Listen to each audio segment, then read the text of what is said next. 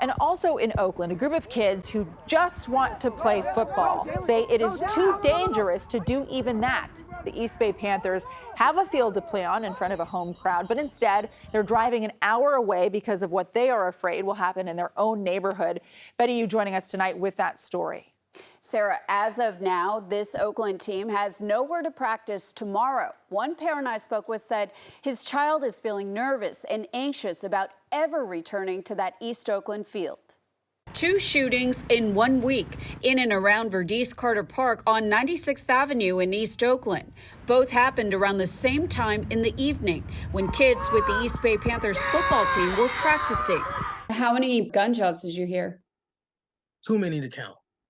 That's what caught my attention, because it was a series of just pop, pop, pop, pop, pop. Chad Provost was sitting in his car waiting for his 13-year-old son Carter, wearing the number 3 jersey, to finish practice on August 24th. He said the park was full of people, including kids playing basketball. So the coaches and some parents that were in the park literally got all the kids to kind of get down. Extremely frustrated. My son, I know he's affected. You know, he's a little bit different. Oakland police said while they found evidence of a shooting, they didn't find any victims. Then last week, coach and athletic director Leroy Jones said he told kids to get down on the ground as more than 100 gunshots rang out at the park. OPD said several homes and cars were hit by gunfire. And it was horrible. People with masks came up on the park, and another group of people, adults, came on motorcycles and started shooting up the park. Luckily, no one was injured, but the team and parents were so terrified this past weekend, the East Bay Panthers were bused to play in Santa Rosa for what would have been a home game. I know a lot of our kids are traumatized. They're PTSD, a lot of them are losing sleep.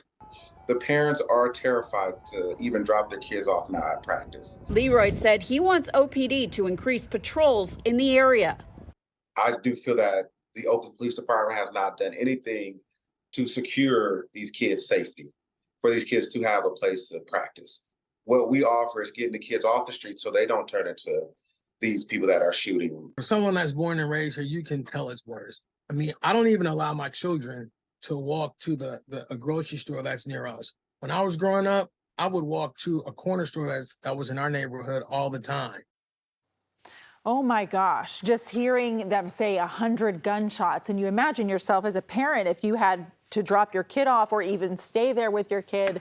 I mean, I can't imagine what that kind of level of stress is like. So you mentioned that they have this practice tomorrow. What are they going to do? What's their plan? So the president and the coach have both said that they have been trying diligently to reach out to neighboring cities, for example, San Leandro and Berkeley. So far, they've had no luck because those teams have fields to play on. There's so far no one that has stepped up, but they're hoping today is a holiday. Maybe somebody will come through tomorrow. They have practice tomorrow evening. Well, hopefully someone sees this story and maybe they can lend a hand, because that's a desperate situation for sure. And I certainly wouldn't want my kid playing in conditions like that. Betty, thank you for sharing their story. We appreciate it.